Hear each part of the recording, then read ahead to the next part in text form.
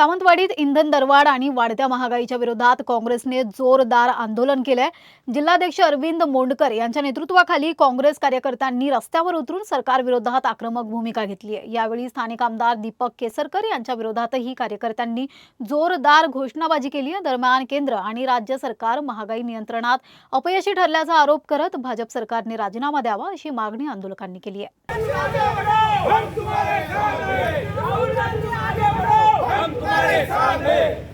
दीपक केसरकर यांनी राजीनामा दिलाच पाहिजे। मुख्य मुद्दा इंधन दरवाढ आहे आणि स्थानिक विषय आहेत। स्थानिक विषयामध्ये चरस गांजा प्रकरण हे जे आहे या मतदारसंघात मोठ्या प्रमाणात शेती होते, त्याबाबत देखील आहे। तरुणांना भविष्यात आपल्याला तरुणांना सांभाळायचं असेल, त्यांचं स्वास्थ्य सांभाळायचं असेल तर हे गांजा प्रकरण जे आहे हे बंद झालं पाहिजे। त्यानुसार आपला जिल्हा हा पर्यटन आहे, हा पर्यटन जिल्हा असाच आपल्याला कायम ठेवायचं तर या ठिकाणी जे मायनिंग होते ते पण काही प्रमाणात बंद झालं पाहिजे अशी आमची अपेक्षा आहे।